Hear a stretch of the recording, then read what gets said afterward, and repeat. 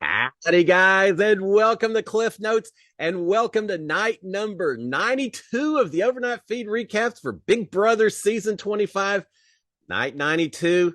There's 100 days in the season. We've got 1 week to go. Can you believe it? We are almost there. So let's talk about yesterday. Today is eviction day. We're going to lose either Cirie or Felicia. We're going to be down to our final four. It sure is looking like Cirie's going to go home. We did not have any flip-flopping taking place yesterday. We also did not have any pots and pans as part of Operation Pressure Cracker. I was glad to see that we didn't have that happen. But we did have some conversations. I feel like everyone is more or less resigned to Cirie going home, but there was still a little campaigning going on, a little planning for going forward as well. So we're going to talk about all of that. As I mentioned, the two of them are on the block. We've got eviction going on tonight. The bigger question is maybe who's going to win that HOH as compared to the eviction itself. All right, let's start off some of the conversations that did take place yesterday. It was kind of chill, and everyone, I know, playing a little calm, getting ready, getting prepared for tonight as well. But again, let's talk about the conversations that were had. We've got Felicia, who did start off the day pitching to Bowie and Jag in the scary room a little bit. The main thing that she pointed out, she's telling them, saying, look, Cirie, if she makes it to the final two, she's going to win this thing. You can't take the chance that she's going to maybe win a veto and get there. He says, I really want to stay. I really want to make final four. I hope I've got y'all's vote. So that's kind of the campaign that she's doing right now. Now we do have some fun things happening. Not so much for Cirie and Felicia, but Cirie and Felicia got their suitcases. For those of you who don't realize, you walk into the house, you leave the house with that little Big Brother bag, but you also do have another suitcase. And the night before the eviction, you're given that suitcase so you can get everything packed up. After it's packed, you leave it in the storage room. So if you're evicted, it just disappears and you get it later at the jury house or at your sequester spot, etc. So they're packing their suitcases.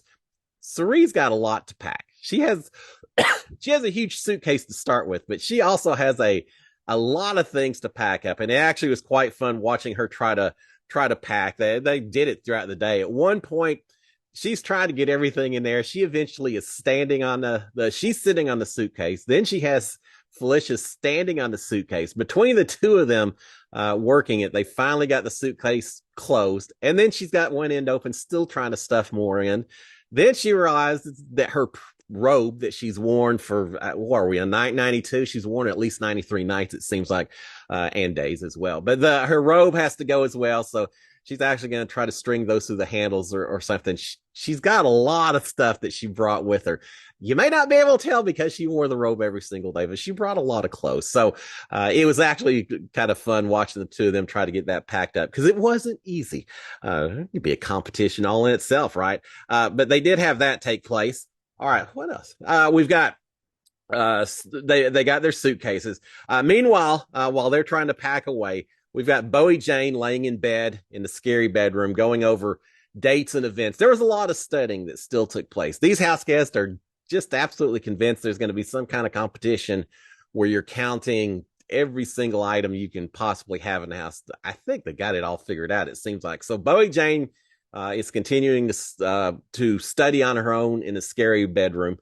We did have a little bit more campaigning take place. Later, we've got Felicia making a pitch to Matt, even though he can't vote this week, unless it's in the case of a tie. But certainly with only 2 votes being cast, that could be a possibility. So Felicia's pitching to Matt, and probably, I really think not pitching as much this week, although they aren't completely certain, but also pitching for going beyond just this week when she talks to Matt. She's saying that Jag hasn't kept his word to anyone, will throw anyone under the bus, whatever it takes to get going a little bit further into the game itself.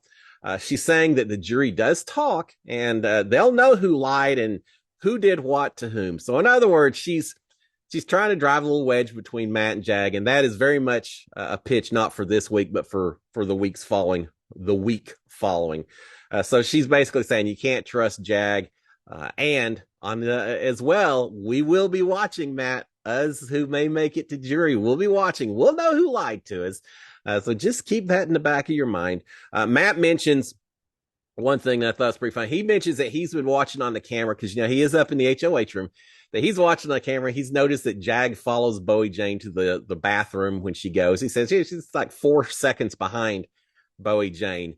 And Felicia actually says, well, it's so Bowie Jane can't sneak up here and visit you. It's to keep an eye on her so she doesn't go talk to anyone that she isn't supposed to.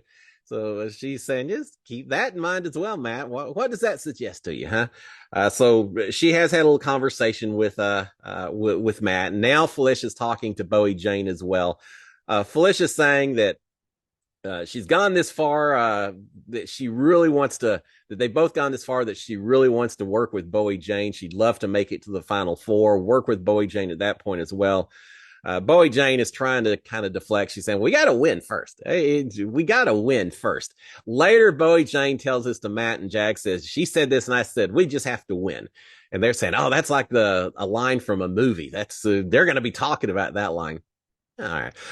But she does tell Felicia that they've got to win first. That if they don't win HOH and or veto, they're screwed. They've got to win it, which is true. Felicia certainly. Oh, I'd love to see Felicia win HOH and veto, just to stir things up a little bit. Bring it on, Felicia. This is your night. All right, but Bowie Jane is saying we got to win first, and if not, we're in trouble. But they're talking a little bit about now. Felicia does explain how the 3-part final competition works at the very end. Remember Jag trying to give out false information? He's pretending like he didn't know. I think he knew. I think he was doing it on purpose. But anyway, Felicia's explaining how it actually works to Bowie Jane, and Felicia's correct. She knows the game. So she's explaining that to Bowie Jane. Neither one of them really knows when the competitions are going to be held. Is it all a single night? Is it spread out? Well, just a little information from my season. We had the eviction that unfortunately sent me home. But we had the Final Four eviction, and then right after that, soon after that, they had the first part of the HOH competition. And I think a day or two later, they had the next part. And then the final part was on finale night, if I recall. So I expect somewhat similar timing this week. With a live eviction episode on Sunday, I would think you could get the HOH Sunday night or sometime Monday. We shall see. But they're wondering when those will actually be held. They're ready to get to that stage of the game. Felicia finishes off her pitch to Bowie Jane by saying she really hopes that Bowie Jane will consider her for a Final Four spot. That's what she'd like to have. Well, I do think she's going to make it to Final Four. The question is, can she make it to the Final Three?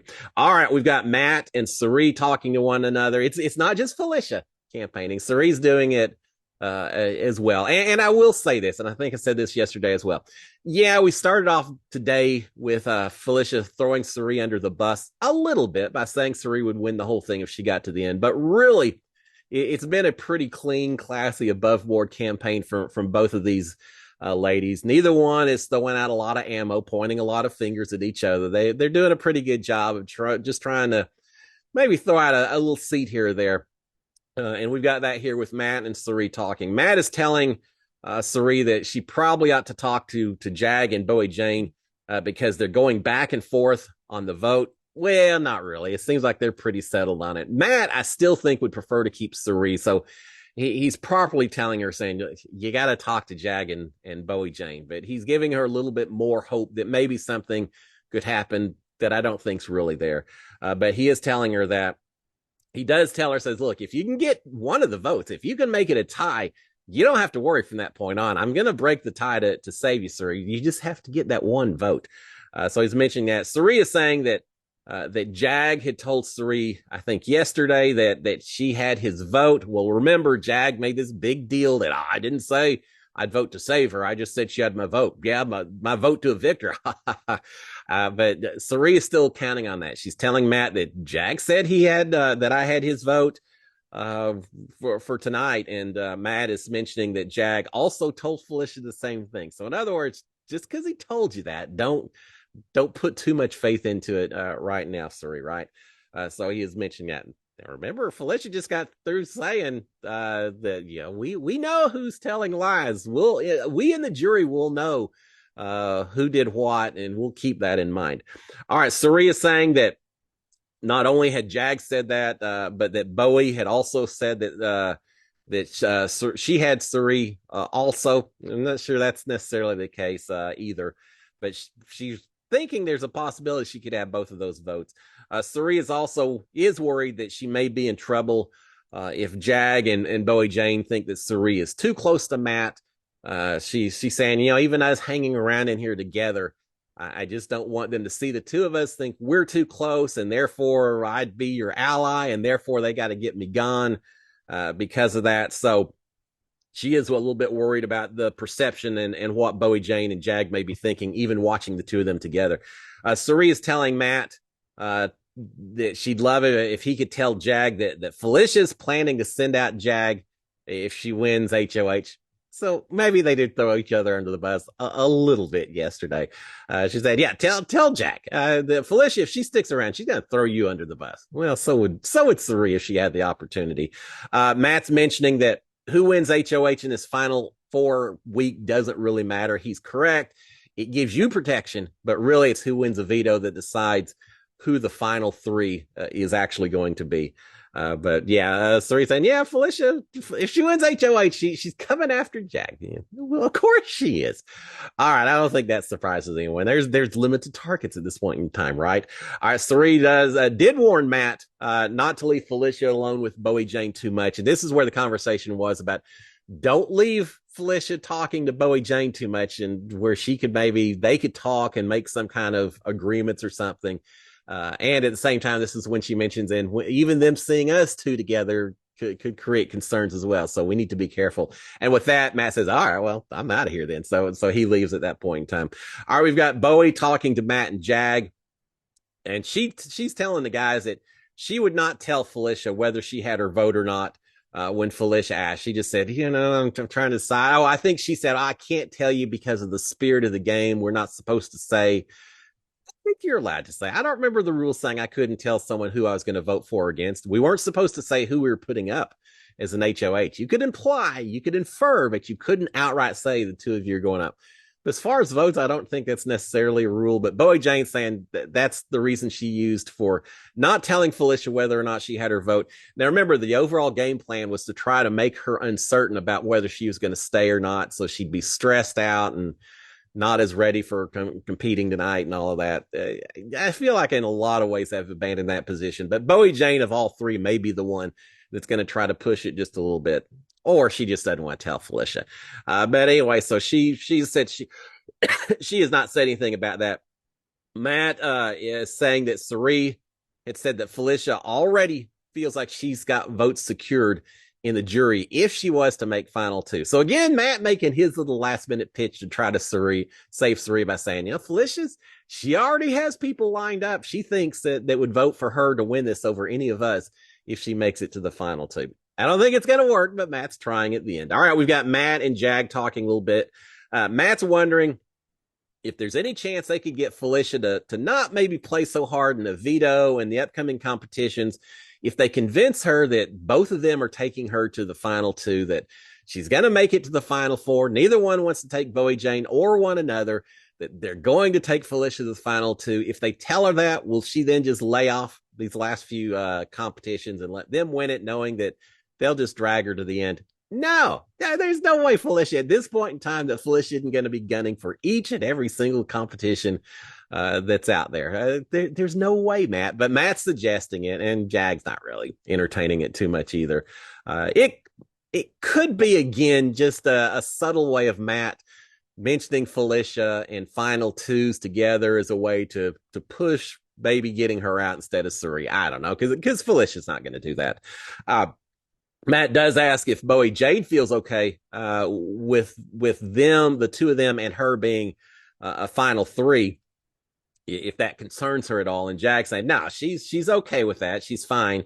He said, as Bowie Jane keeps talking about how much she needs to win and all that, he's saying, it's because she knows that if she doesn't win here at the end, that she's not going to make it to the final 2. She understands that you and me, bro, we're good. We're tight. It's not anything with Bowie Jane. She's happy to be the third wheel and realize that she just has to win. I think Bowie has a little bit more expectations than that, as does Jag also. But certainly he's not going to tell Matt that. So he's saying, yeah, she's fine with the final three.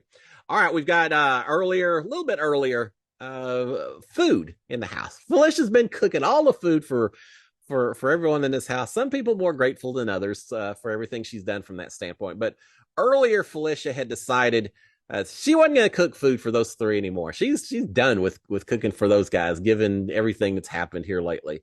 And we had even earlier than that, Matt actually wondering. I think this is why he's talking to Jag, maybe Bowie. I can't remember. Anyway, Matt had said that they should keep Felicia and Sari both uncertain until the very last minute, because as long as they're uncertain, there's a lot better chance that Felicia will continue to cook food for all of them. So yeah, let's not tell her. Let's not make her feel like she's going home. Let's not make her feel like she's safe, because then she may not cook. As long as she's having to kiss up to us a little bit, she'll keep on cooking. Well, Felicia's had enough of that. She said, I'm not cooking for them anymore. I'm done with that. Having said that, a little bit later when it comes time for dinner, she decided, all right, one last meal. I'll cook for them. We'll see if she does it next week or not. She may not. I'd love to see her cooking some gourmet feast for one. But later she says, yeah, all right, well, I'm going to cook dinner tonight. I'm not going to not cook for them. But once she and Sari get into the kitchen, start looking, they look at the clock, they realize how late it is. They end up just eating leftover Chinese food instead. This actually sounds pretty good. So she didn't cook for them last night. We'll see what happens the rest of the week. All right. We've got Felicia and Sari talking amongst themselves in the comic room. Basically yesterday, other than a few interactions, the whole day was Sari and Felicia in the comic room. The other three upstairs in the HOH room are hanging out somewhere together. You had this group of two, this group of three, never the two shall meet. They've spent a whole lot more time apart from each other than together. And so at one point, we've got Felicia and Sari in the comic room. They're thinking that the three upstairs are still trying to decide who to vote out tomorrow. Yeah, they're a little more settled than you think, guys. But they're thinking there may still be some discussion going on. But they both mentioned they're kind of at peace. They've accepted whatever happens either way. So much for the pressure cracker and getting them all stressed out. No, it's kind of worked the opposite. They just are resigned to their fate. I think it was Sari who said something along the lines of, yeah, I'm really nervous that I'm going home, and I'm really nervous that I may be staying as well.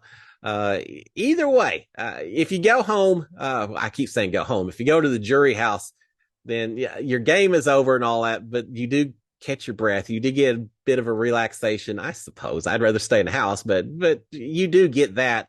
If you stay in the house, one of these two ladies are facing perhaps a long, lonely, it's going to turn out to only be 3 days, but theoretically a few long, lonely days as the lone wolf with these other three. So they are kind of resigned to their fate. They have compared notes to each other, and they know that they've both been promised by these other three that they're staying. In varying degrees of promises and all that, but they both have been led to believe that no, it's you that's good, it's the other one that's going home. So they understand that someone's lying to someone. It's got to be one of them, right? And they seem okay with that. They spent a lot of time just talking yesterday and even the day before, just kind of rehashing everything they've done. We got the big hug from them the day before, and they're just kind of because they know that not both of them are staying, they're a lot more open with information and laughing and having fun as they talk about different things that have taken place. Now, we do have at one point, a lot of points, Sari and Felicia playing cards in the comic room, while Matt and Bowie and Jag are playing poker up in the HOH room. There was a little bit of, I won't call it controversy, but there was a point where Felicia went upstairs to get a deck of cards to take down. I think Felicia Sari already had a deck. So now they had both decks. And about that time, right as she leaves, then Matt says, oh, I wanted to play Texas Hold'em poker. And she just came and got the cards from us. And hey, Jag, go get the cards back. Tell her we want to play cards after all. And he gets the cards. Oh, whatever. They got 2 decks of cards.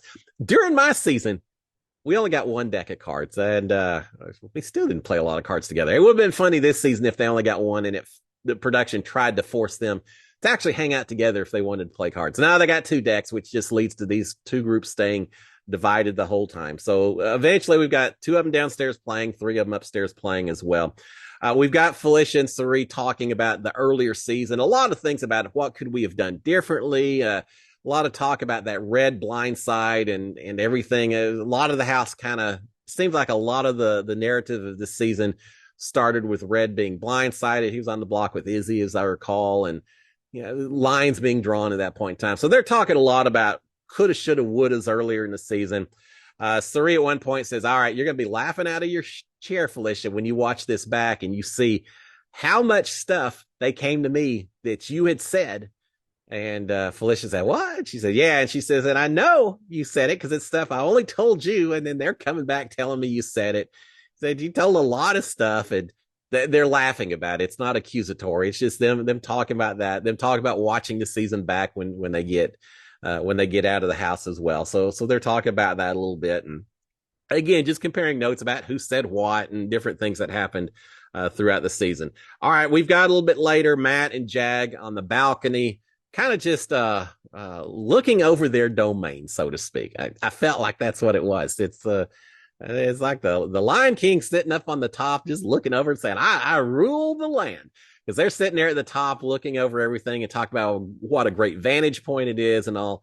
But they're up there, they're rehashing the season as well, talking about what went well, what didn't go well, and how they responded and how they did this and that. They also are talking a lot about Riley. Imagine that Riley conversation. God, I haven't mentioned her name in 6 weeks, and suddenly we're talking all about Riley again. Matt saying he really thinks she would have done a great job playing Big Brother if she'd had a little more time. He really hopes that she gets another opportunity to play the game at some point in the future. So they're talking about that some. They're talking about them being locks for Final Four. And then later, they really, if they can just get past Felicia, they're locked in at Final Three. And I think Jag says, forget Final Three. If we get past Felicia, we're locks for Final Two. It's going to be you and me, bro, at this point. Is it? Is it going to be the two of them? That is yet to be decided. Probably the only question left. But they're talking about really they should be locks at Final Two, that Felicia's not going to win anything. They're worried about it, but in reality, she's not going to win anything. They are locks for Final Two at this point in time. And don't count your chickens before they hatch, Mr. Cockadoodle-Doo. You never know what could happen. And from the standpoint of a viewer, I hope it all happens. Let's have a little chaos and uncertainty the last week of this game. All right, we've got Matt pointing out that they are the only two left in the house who have won a veto. No one else in the house has won a veto. So again, their chances are looking pretty good at this point in time. Matt is talking about how grateful or how happy he is that he used that safety power on Jag to save him earlier. It just worked out perfectly. I get it. And I'm sure he is grateful. I would not be telling Jag that. And the reason I wouldn't be telling Jag, you don't want Jag thinking or knowing what your pitch maybe would be at a Final Two. And certainly that's going to be part of Matt's pitch, right?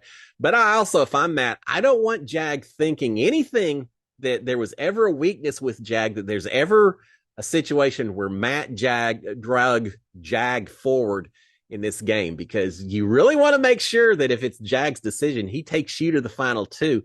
And the more you point out how you were Jag's savior at any point in this game, the less likely it becomes. So if I'm Matt, I'm zipping my lips. I'm hoping he forgets completely about that safety power until you get to a Final Two speech. But Matt is saying, I really am happy I did that, Jag. And Jag saying, I'm really happy you did it as well.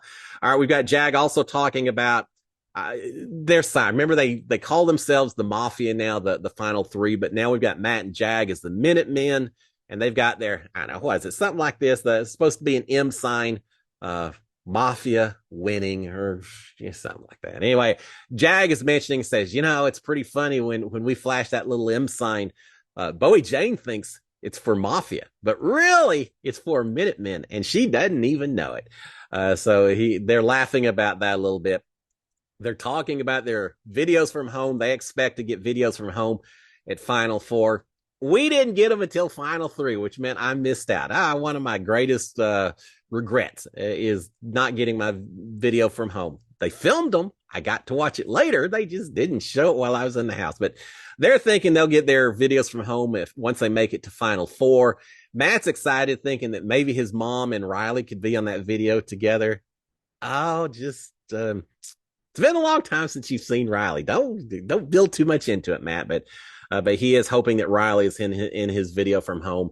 While they're up on the balcony, lording over their domain, talking about everything, we've got Bowie Jane still in her bed. Lights are on, but still in bed, watching or studying her days and events and everything else.